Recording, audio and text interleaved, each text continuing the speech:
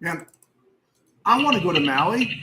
This is RamView. Let's blow them off the line of scrimmage. Headline, Los Angeles.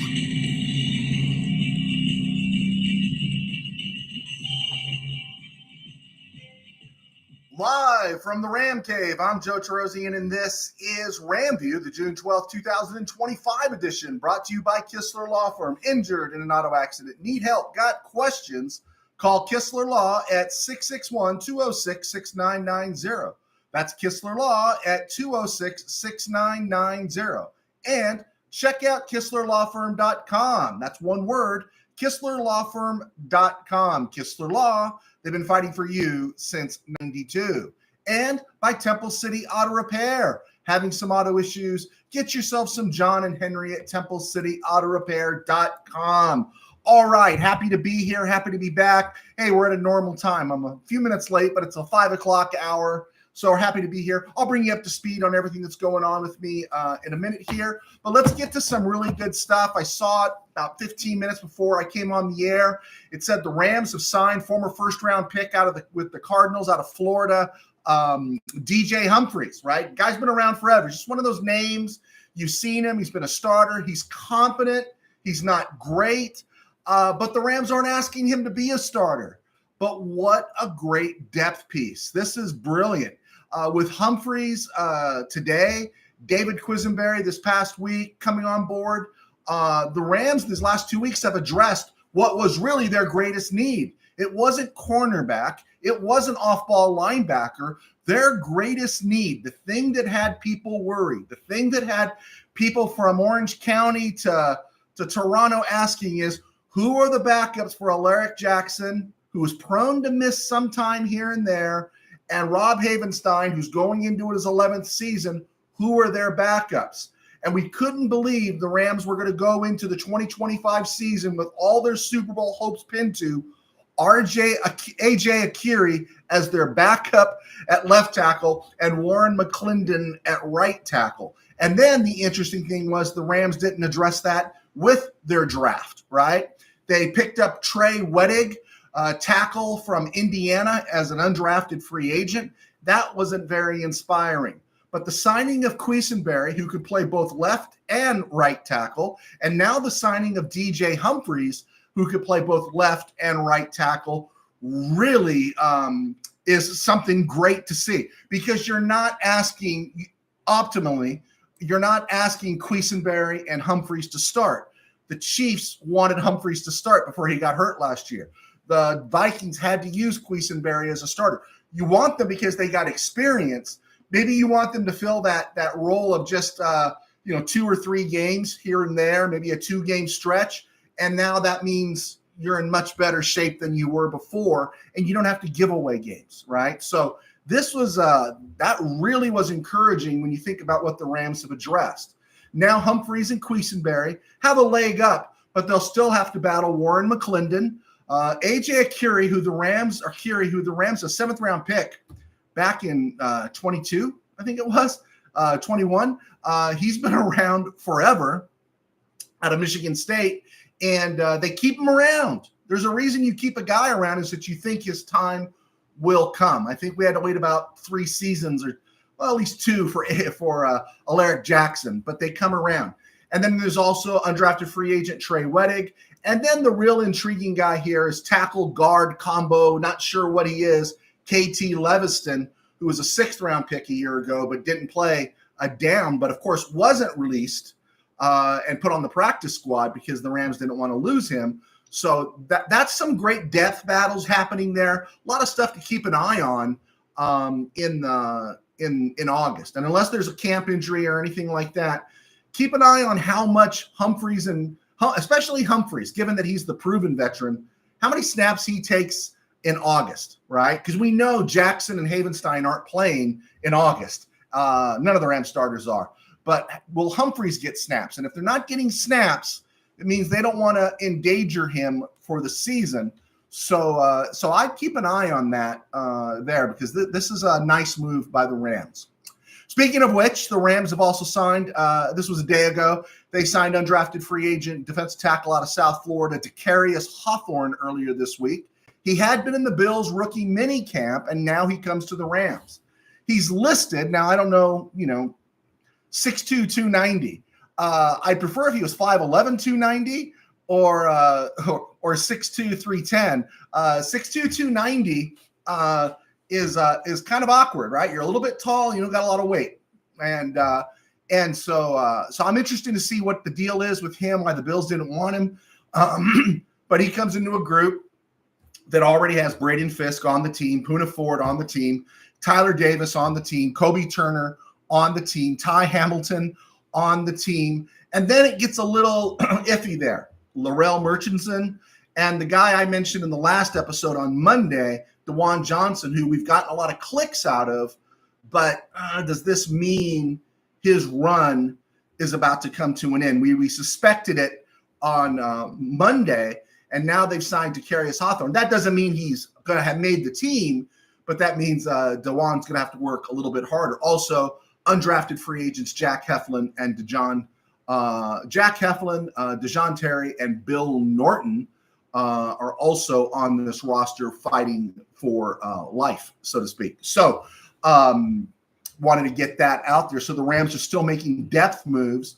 I love it. I think it's great. It's the stuff that's not so splashy, right? I think I'm actually more excited about getting DJ Humphries right now than I would have been probably with Jalen Ramsey. Now, I like Jalen Ramsey. I want Jalen Ramsey, but that's a bit of a splash in a room that's already got competency, right? It's competent enough. It's competent enough to make it to a Super Bowl, right? It is. You're not paying huge money to anybody, and you got a lot of pieces that can fit in multiple places.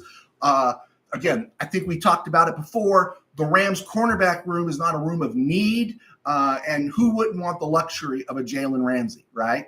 The only argument we make, what picks are you going to give up, even if it's a fifth round pick with the way the Rams draft is a premium pick. So I would expect, again, watch how it plays out, see what happens with it, see if the Dolphins, wanting to get rid of him, see how much they're willing to bend. And if they put him in the street, then Rams are in pretty good shape. Speaking of Sean McVay, after mentioning also the Rams really weren't going to pursue Jair Alexander, I believe that totally.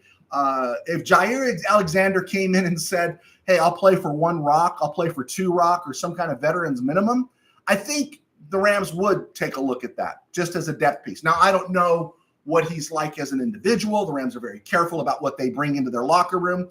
But at that price, yeah, I'll take a chance on a guy that's played 14 games out of 34 the last 2 years. But right now, the Rams aren't.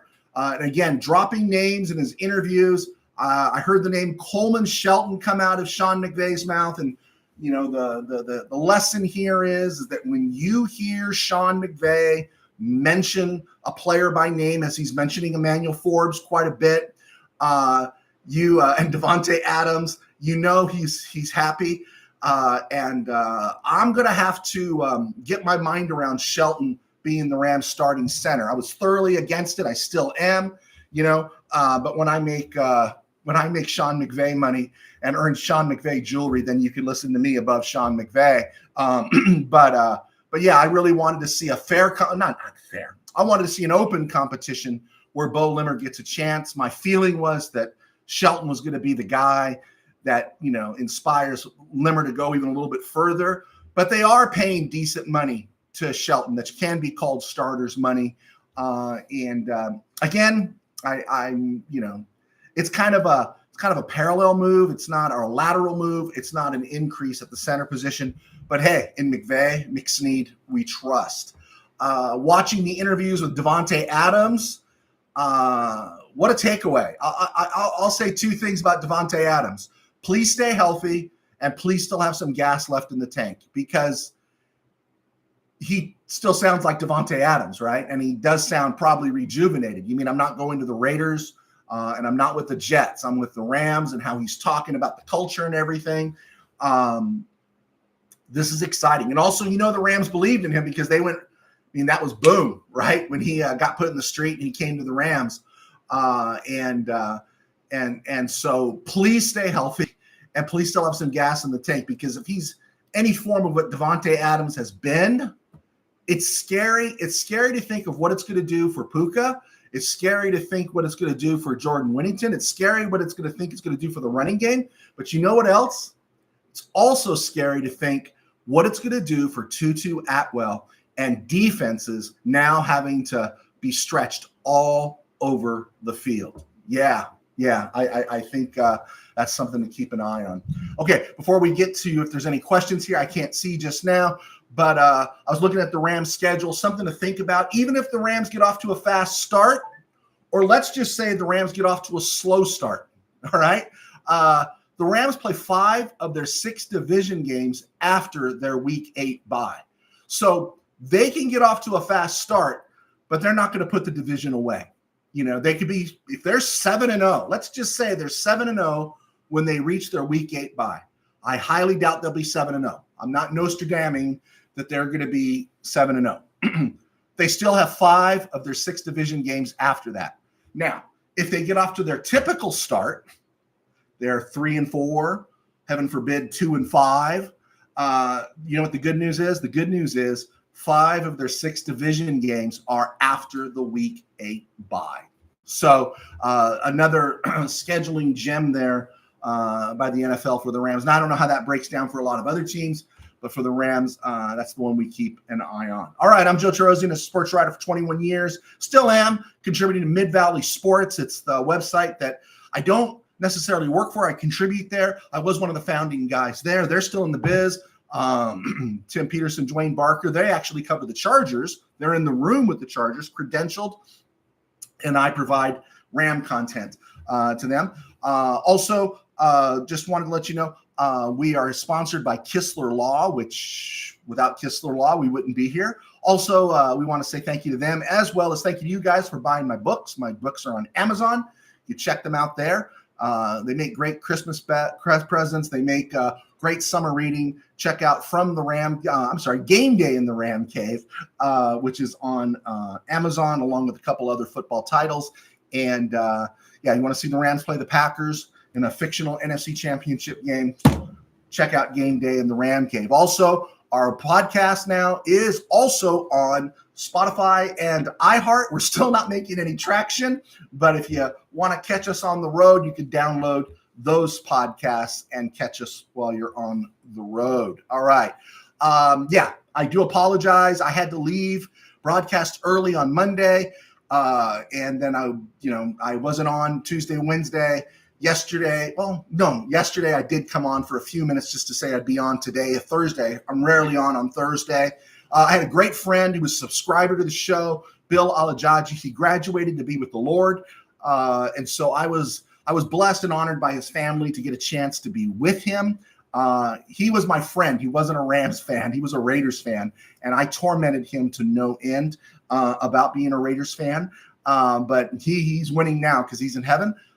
So that's where I was these last few days, and that's what's been going on with me. I am healthy, and I appreciate all you guys reaching out to me from there. So let's see where we're at. Wow, we got an audience here. Wow, thanks, guys. I do appreciate you guys clicking on. Bill, when will Jalen Ramsey get released? You know what? I don't know, and I'm trying to figure it all out, right, with the Dolphins. Dolphins, keep an eye on Mike McDaniel this year. Yeah, I think he survives the year, but just something about the Dolphins, right? They had a trajectory, and then it kind of just flatlined a little bit. And I'm something about the Dolphins doesn't seem right. Because if I was in a competitive mode, free agency period is over. Draft period is over. The roster you have on June 12th is the one likely you're going to go to war with. Why would I want to move off him now, right? Maybe I would be all inspired to keep him now and leverage him for something special midseason. I don't know. One team, I don't know what his relationship is. I'd keep an eye on teams that have Ram disciples, right? I'd keep an eye on Minnesota. I'd keep an eye on Atlanta in terms of Jalen Ramsey, because the former, people who Ramsey would be familiar with from the Rams from his Rams history, who are now head coaches now, Raheem and Kevin O'Connell. So, yeah, I don't know when he gets released. Manny Correa, what's up? I think I just shared with you. Steve Ramirez, hello all. Nearly forgot about today's show. Hey, I want to mention something about Steve Ramirez. Glad he's here. Steve is a longtime sports writer in the San Gabriel Valley, worked for the Trib and the news group there. He just has been inducted or is about to be inducted into the Sports Hall of Fame at Northview High School for contributions. So everyone give a shout out to Steve Ramirez there. I saw that. And there we go, huh? It's a good job. Thank you. Congratulations there, Steve. Bill, did the 49ers cut DJ Humphries? You know, I was looking at that and I think that I was trying to figure that out because I saw that. And then they said he was expected to sign and he didn't sign.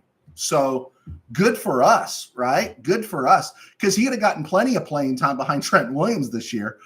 We know how it works with Trent Williams. Does Humphrey play left tackle? This is from Bill. Left tackle and right tackle. He can do both. And so that's good news for the Ram. Great depth piece. Bill, would you trade a second or a third for a top 10 center and move Shelton to a backup role? Right now, no, I wouldn't. Just given what the draft looks like next year, I'd want to keep all those resources. And Shelton's competent. I know it didn't work out with the Bears. I'm not saying Shelton's not competent.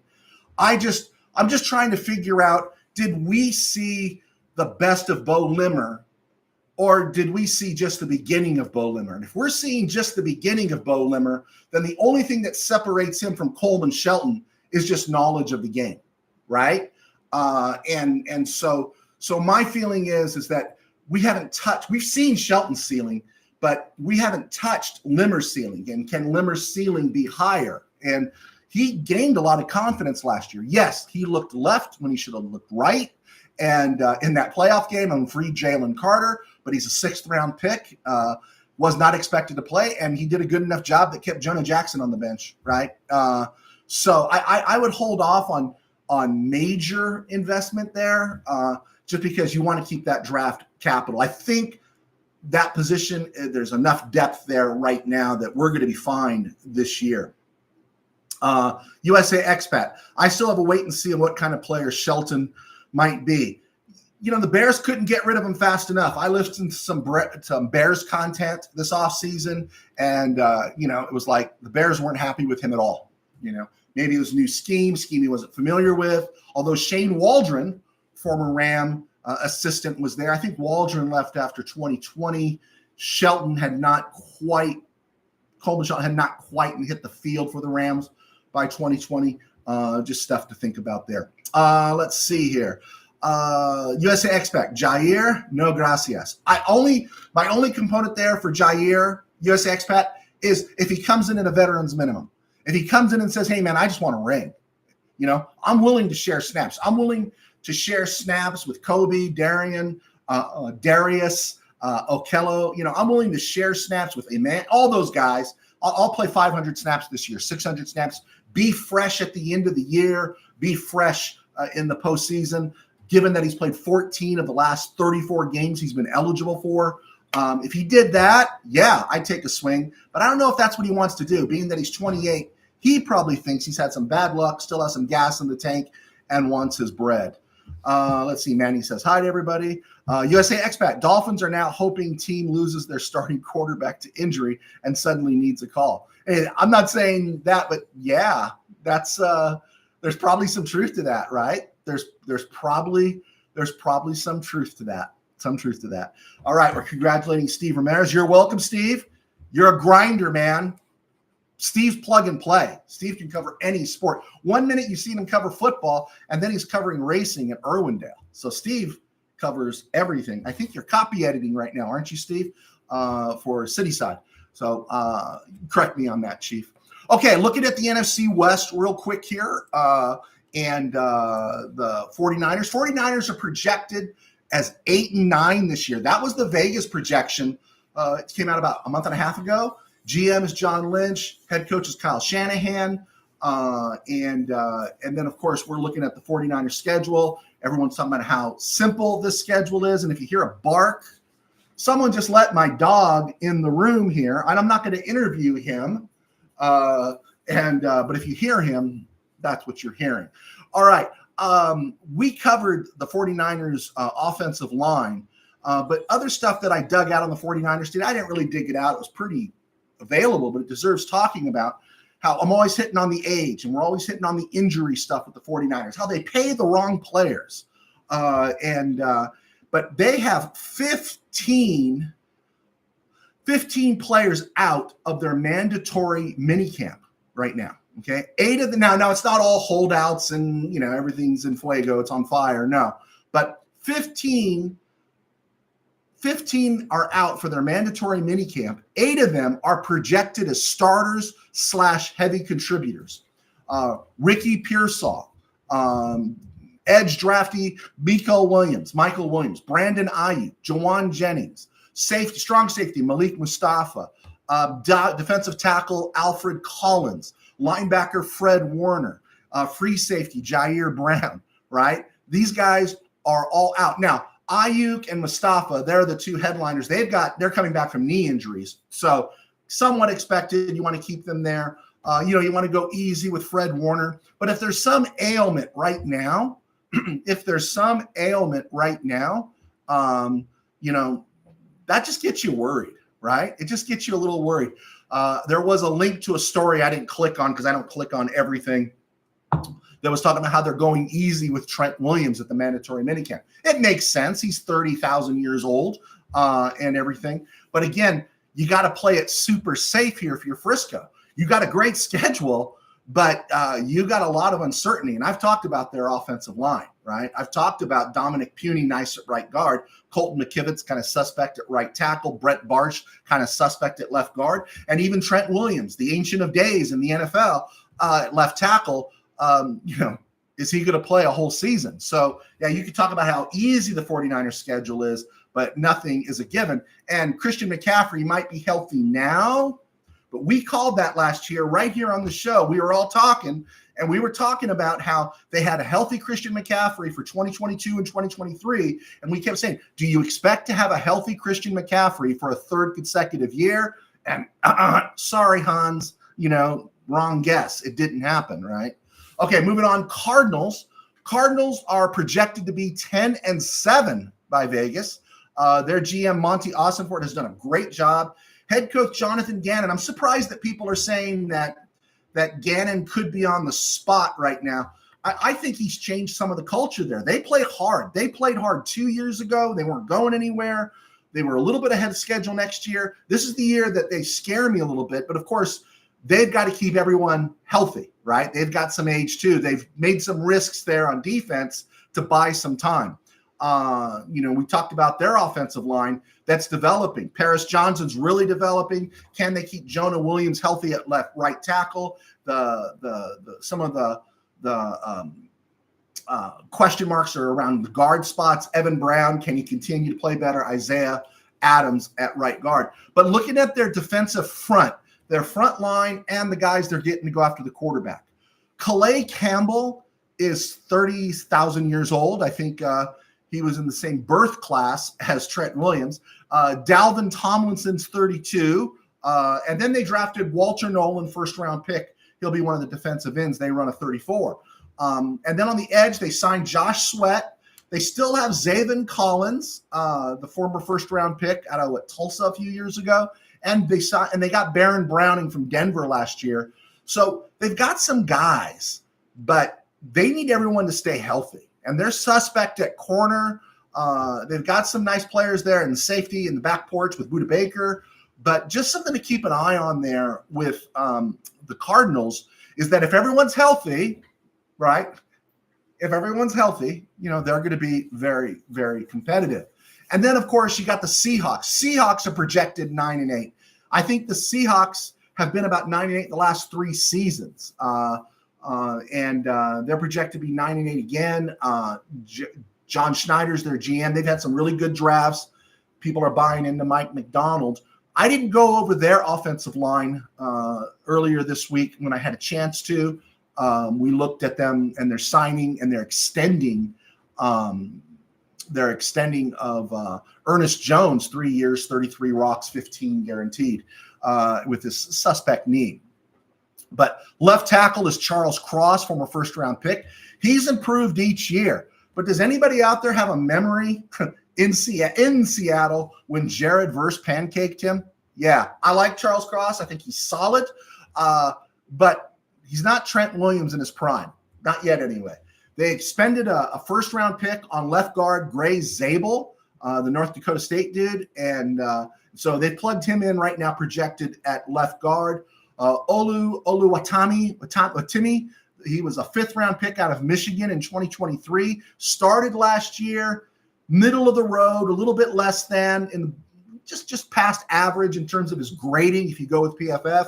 He's a Michigan guy. So you got to kind of, you trust those Big Ten offensive linemen. I know the Rams do. They start two at left tackle and right tackle.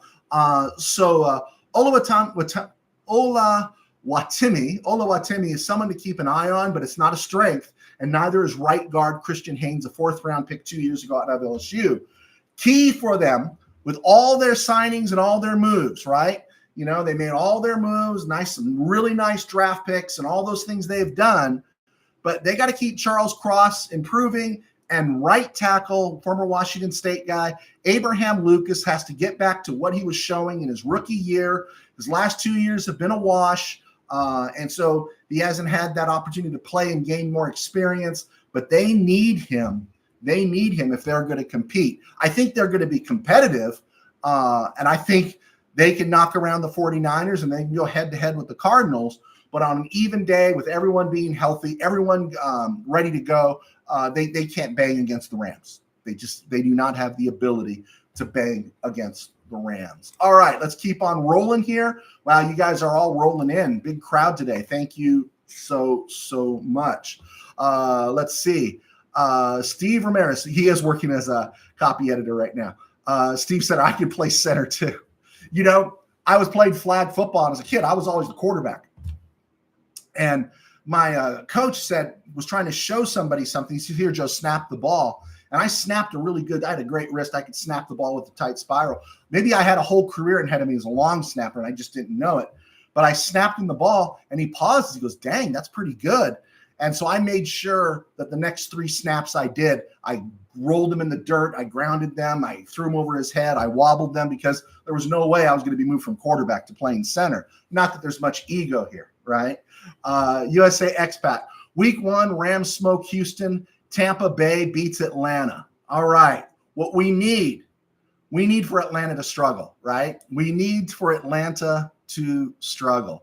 All right. ESG. BA, it's going to be a bust for the – okay, Brandon Ayuk's going to be a bust for the 49ers. He's going to suffer from I already have the bag syndrome. Yeah, weren't we all talking about that last year? There's something about Brandon Ayuk that he's an ordinary diva receiver, which means he's good, he's talented, he can make the occasional play. But is he Devontae Adams? No. Would you want him over Puka Nacua? Would you have wanted him over Cooper Kupp? Would you have wanted him over Robert Woods, right? Would you want him over Terry McLaurin? Would you want him over Amon St. Brown, even though he's probably got more physical ability? There's so many receivers. There's a glut of receivers out there. A receiver has to wake up and be thankful they got the bag. And there's something about Ayuk, and now he's damaged with that knee. Something about Ayuk I just absolutely never trusted. Let's see. Michael Negretti, breaking news, Pastor Joe. Israel just launched a preemptive strike against Iran. Okay, so it happened, huh? It happened. Yeah, I didn't know it was going to happen. Had an idea something was coming. Well, not that I want to cross businesses here, but in your own way, let's just make sure we continue to pray. ESG, they already have had all that CMC can give. He can't give no more. ESG, we are right on the same page together. Absolutely. Bill, I'm impressed with Adam's knowledge of the game when I hear him speaking football. He seems he has high football. Yeah, Bill, didn't that come across? That came across like, man, it's like please stay healthy, right? Please have some gas back in the tank, because there's everything right now you're seeing about Devontae Adams. It's like, man, I'm thinking about going to Taco Bell just to out of some support for Devontae Adams. Absolutely. You nailed that one, Bill. Let's see, Tim Burns. Adams looking like looks good in Rams kit. Yeah, he absolutely does, Mr. Burns. USA expat. Cards have now passed over Seattle on a team I do not like at all. My struggle is with the Cardinals is I was obviously rooting for them in the Super Bowl. I love Kurt Warner guy. I liked it when they've made their runs a little bit there in the playoffs with Carson Palmer. I loved it when Jake Plummer went into Dallas and won that playoff game. And I was a Terry Metcalf fan back in the day. But again, it goes back to people have kind of slowed their roll on Kyler Murray. I was never all in the Kyler Murray thing, talented splash player, not consistent. But when I'm having people tell me he's great, that really just bugged the snot out of me, right? And then that's where I get, let the Cardinals lose, right? Let the Cardinals lose. Let's go here. Let's see. Mr. Powers down in Irvine. Farewell, Bill. May your memory be a blessing. Tim, Mr. Powers, Bill is like one of the greatest people you're ever going to meet. You know, when you get to heaven, you'll meet him. Of course, you might not recognize him because he's not going to have that miserable dog body that he had on earth. But right now, he's probably playing football for the first time, and he's probably thrilled. Thank you, Tim. Rick Meyer. Hey, Joe, are you familiar with Jake Ellenbogen? He has a Rams podcast, and he thinks Terrence Ferguson will be Offensive Rookie of the Year. Definitions look good so far. You know, Rick, I am fully aware of Jake Ellenbogen. I have never interacted with Jake. He doesn't know me. You know, Jake Ellenbogen is sailing the Queen Mary, and I'm in the SS Minnow. Quality people here, but I'm not a big ship in this pond. But Jake Ellenbogen, the one thing I like about Jake Ellenbogen is that he works hard. You can just see it. I haven't seen him for a while, I'll admit. But when I watched him, he just puts the work in. And so you have to respect what he does. And if he's saying he likes Terrence Ferguson, I'm thrilled. Now, just like all of us, he goes off on different things. I know a few years ago he was really hot on Carson Wentz. And sometimes we can go drink the Kool-Aid on a player a lot. Like I've drank the Kool-Aid on Emmanuel Forbes. But I'll keep an eye on I'll look for that. Thanks, Rick. Appreciate you being here. Tim Burns, I agree. Tim Powers, Bill was a kind man. Yes, he was.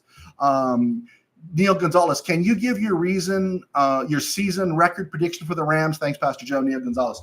I think we've talked about this. I could see high end 13-4, low end 11-6, high end 13-4, low end 11-6. And I think we said that last year too. There's only 2 games on the schedule that I really think that the Rams are going to really struggle. That's the game in Philly and the game in Baltimore, right? And in Baltimore, you can block in the back on a punt return in overtime, and they're not going to call it. So that's why I struggle with that one.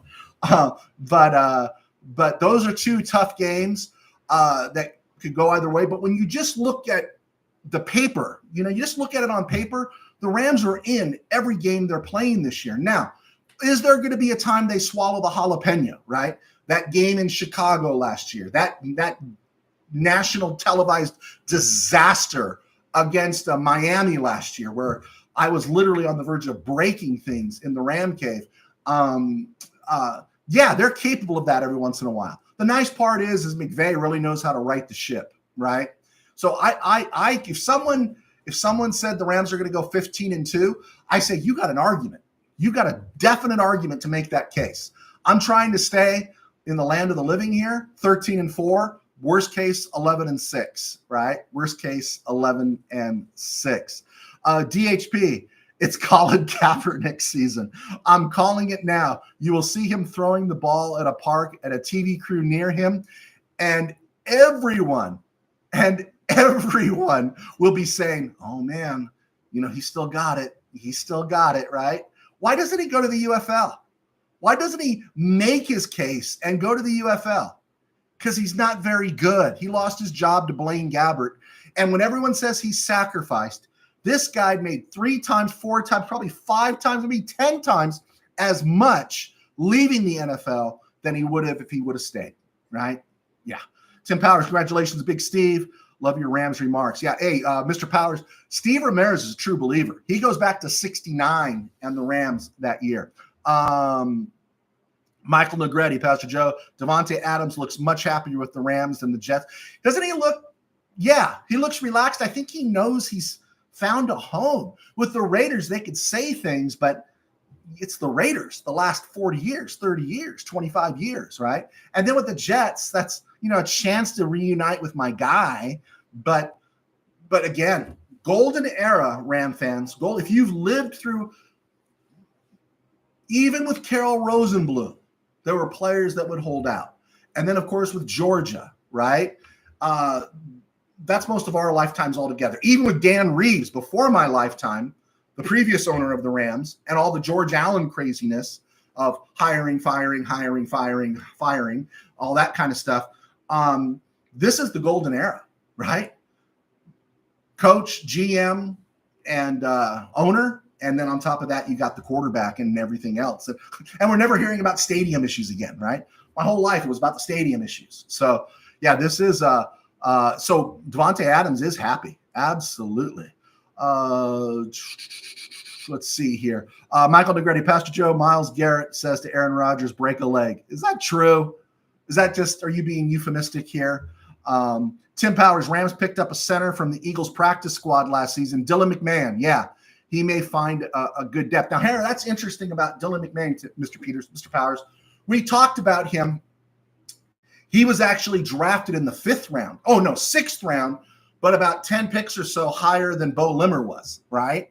And, of course, the Eagles, uber deep in everything, right, made him, he was on the practice squad and the Rams signed him. So he was evaluated, obviously, higher than Bo Limmer. So great call there. I wouldn't sleep on Dylan McMahon. And now I'm not saying he's ready to start and take over and all that kind of stuff, but I wouldn't sleep on him. And it makes you wonder that if he had been available, would the Rams have taken him rather than Bo Limmer? Because the Rams obviously drafted a center in that vicinity in the 6th round.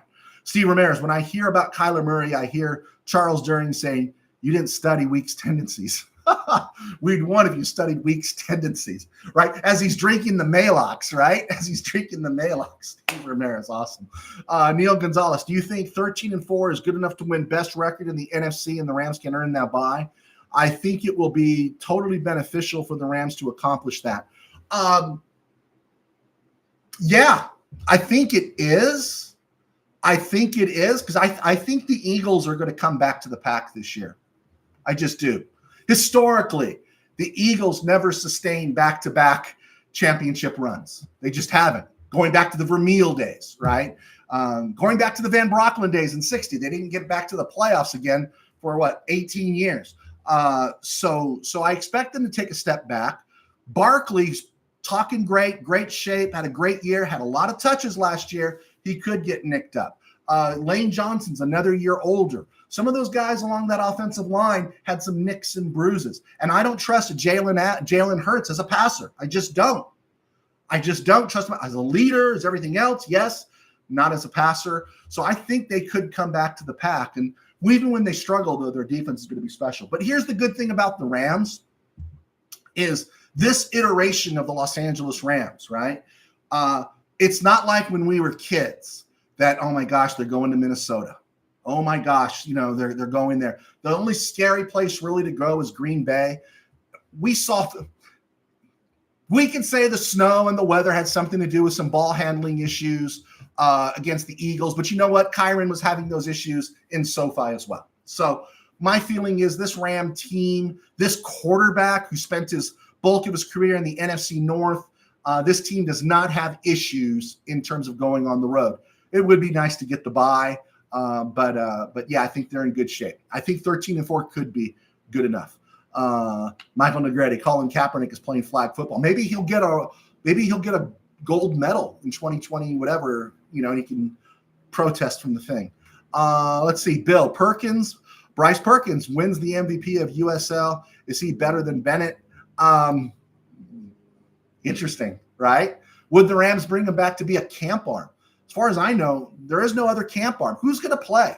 I don't see Jimmy G playing in the preseason games. Why would you start Jimmy G? Other than have him play a series, why would you run Jimmy G out there? You're going to give all that time back to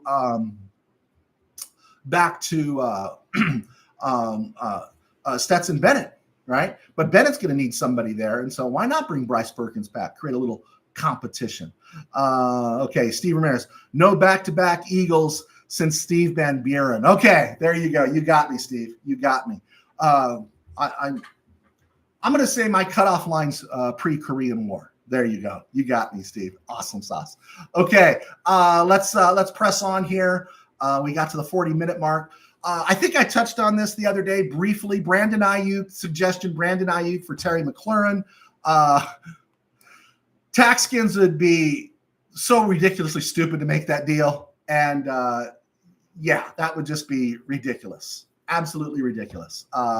Yeah, no, that would just be ridiculous. Why bring in Brandon Ayuk?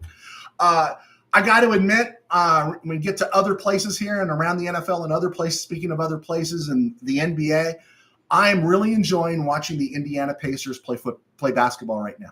I really am. They're playing good. OKC as well. I'm enjoying this series. And here's my question that comes back to that whole thing where everyone's saying no one's going to watch because there are no stars.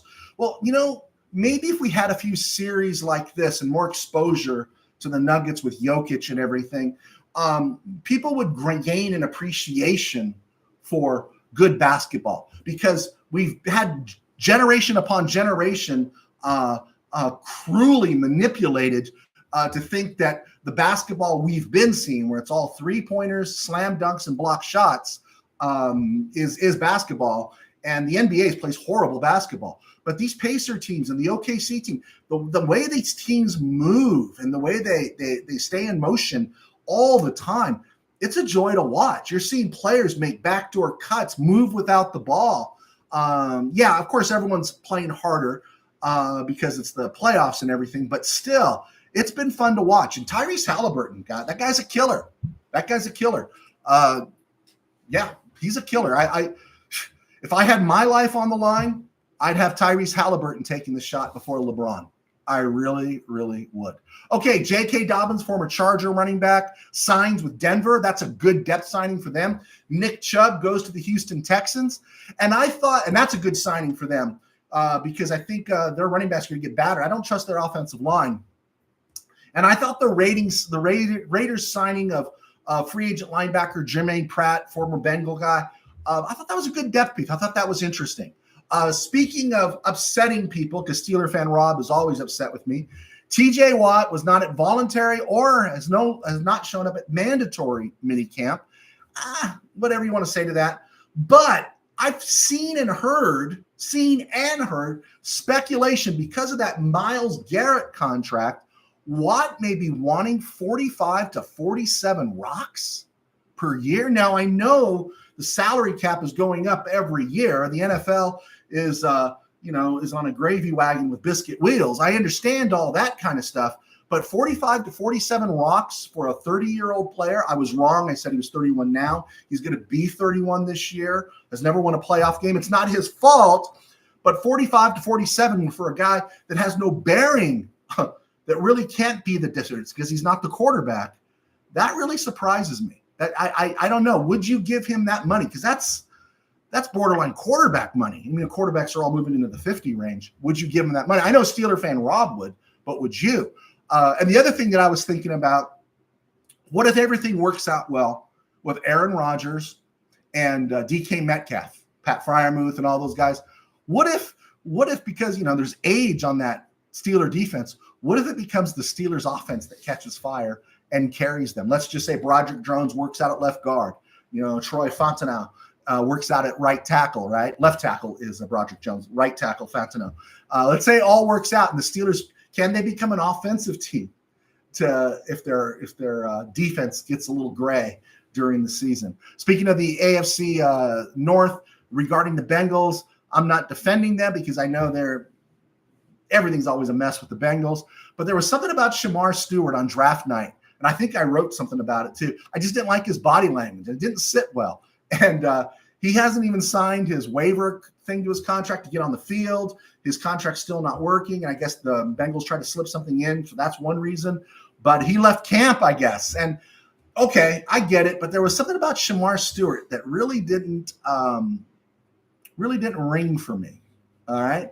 All right, let's take a look here real quick on this day. It was a stone groove, my man. We're not doing Friday, Saturday, Sunday because it's Thursday. On this day in 2023, the Rams signed free agent wide receiver Demarcus Robinson.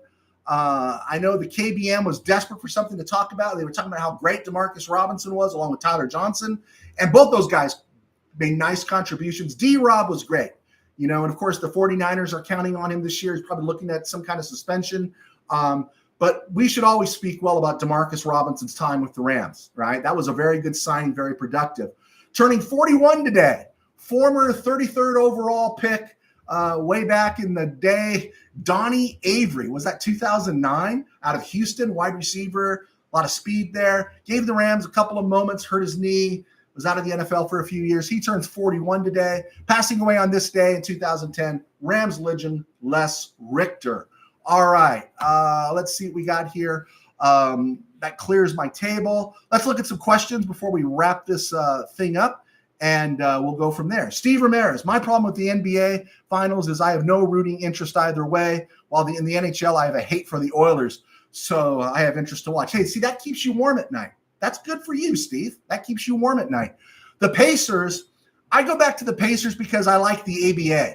I go back to the ABA, and I'm going to go to the store tomorrow and look for an ABA shirt or some kind of Pacers shirt tomorrow to wear for the show because I like – it's like they've waited their turn. Spurs had their run. Denver got their title. The Nets went to a title game. I kind of root for the Nets too. But the Pacers are just this team, and you look at their history. I'm a big Reggie Miller guy, talking about a guy that knew how to move without the ball. So, yeah, I am rooting for the Pacers, but I think – well, up to this point, I thought OKC was the deeper team. But, man, the Pacers are deep. The Pacers are a deep team. Unbelievable how deep they are. Let's see. Tim Burns. Pacers are team hoops. 7 in double figures. Happily surprised. Are you enjoying watching it, Mr. Burns? Are you enjoying watching it? Because I'm enjoying watching it. And I can't say that all the time about NBA. Michael Negretti. Pastor Joe, if the Eagles fall back in the pack in the NFC East, who wins the NFC East this year? Now, I know it's been, 2 decades since anyone's repeated in the NFC East. I still say they can win it, but they might be 11-6, right? I think no one's going to be surprised by the Commanders or the Taxkins this year. Not that they're not going to be good. They've made all the right moves to get better, but you know what? There's film on Jaden Daniels now. There's film. Everyone knows what he can do. Everyone's going back and saying, okay, this is what he's capable of, and they're making adjustments. And maybe it'll be another year and a half before it all gets worked out. Look at Lamar Jackson. And I'll take a correction here because I'm just doing this from eyeball. Lamar Jackson, you saw him in 2019, 2020. You're seeing 70, 80-yard runs. You're seeing amazing stuff. And you saw it all the time. You're seeing a guy that's gotten better at his craft, but not necessarily as lethal, still lethal, but as lethal as he was 5 years ago. And so I think because some teams, they know how to play him now, right? No one's going to play man-to-man against the Ravens with Lamar Jackson. Let's see. Steelers are getting younger in the trenches. I agree with you, Steeler fan Rob. I agree with you. I am not saying, but key players like Cam Hayward, TJ, Minka, Highsmith, who's a great player, but if he goes down, could it be your offense? Could it be your offense that saves you this year, that takes you over the top? You're not going into the toilet. I'm not saying that, Steeler fan Rob, but players take time to develop. You need time to find out what you have, but that's all I'm saying. But would you give 45 to 47 rocks to TJ? That's what I saw. Tim Burns, if Rodgers gets TJ leads, TJ gets sack opportunities, not worth 45. They may Khalil Mack him to another team, and Steeler fan Rob will cry. Okay, Steeler fan Rob says, pay TJ. Pay TJ. There you go. Okay. Dano, nice to hear from you, Dano. I haven't heard from you for a bit or talked to you. I'll be disappointed if Bo Limmer can't beat out Shelton. Dano, I'm right there with you. When they signed Shelton, I guess I had a rant that some guys do remember. I went on a rant, and because I said the same thing I kind of said today a little more calmly. We know what Shelton's ceiling is. And the Rams knew what Shelton's ceiling was. And the Rams decided to move off Shelton after 2023, right? And the Bears, right after 2024, their media was saying, oh, get rid of Coleman Shelton. And then we bring him back. And Bo Limmer, outside of experience, making the calls at the line of scrimmage and just some other things, was Bo Limmer that much of a drop-off from Coleman Shelton? He kept Jonah Jackson on the bench. And so if this is Shelton's ceiling, and this is where Bo Limmer was by the end of last year, can we expect more out of Bo Limmer? And that's the part that I'm frustrated with. And because we don't want to be ordinary. We want to be extraordinary, right? And I guess I'll be disappointed too, but the way McVay's talking when he's dropping those names in, Shelton's going to have to really play lousy. And he's not a lousy player, but he's going to have to play lousy to lose that job. Mr. Powers, hey, Joe, the KBM allows blocking in the back and doesn't call it, i.e. downtown. Oh, man. I got Iran. I've got downtown LA stuff. You're killing me, Mr. Powers. You're killing me. Neil Gonzalez, Pastor Joe, have you been to SoFi yet? I'm unto myself now. What I mean is that I'm not a credentialed part of the media anymore. The guys I used to work with at Mid-Valley Sports, they cover the Chargers. They are credentialed. They're also credentialed for USC, a lot of the soccer stuff. They do a lot of stuff besides great work high school football. I did them a favor. I did some log rolling for them when Harbaugh got hired. And so when Harbaugh got hired last year, they couldn't make it out. So that was my first time at SoFi, and Drop Dead Gorgeous, the mothership from Close Encounters. It was just, yeah, it's beautiful. I'm not arguing that at all. My thing is, I'm just not going to pay for it. I don't want to make that an innuendo. I never pay for it. It's just so expensive. And I'm stunned when I see some of the families go there. It's like, how do you pay for that? Right?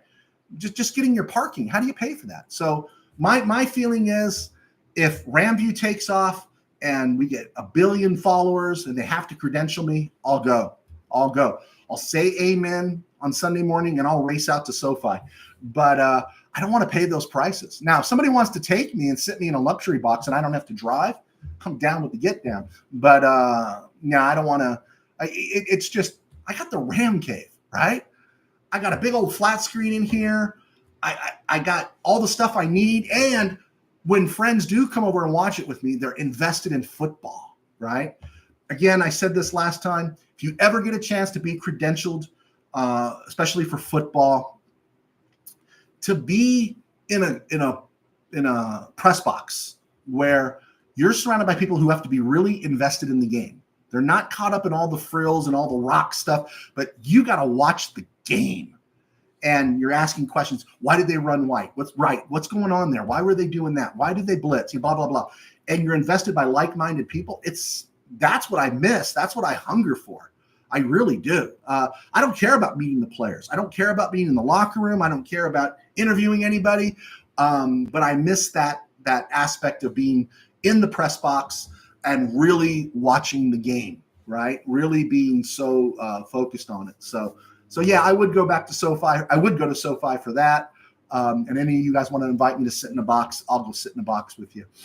So, all right. Let's see. Tim Burns. I paid $400 to sit in the right field bleachers in 1988 Game 1, and the Gibson hit it over my head. It was worth every penny. Hey, yeah, and you're an A's fan.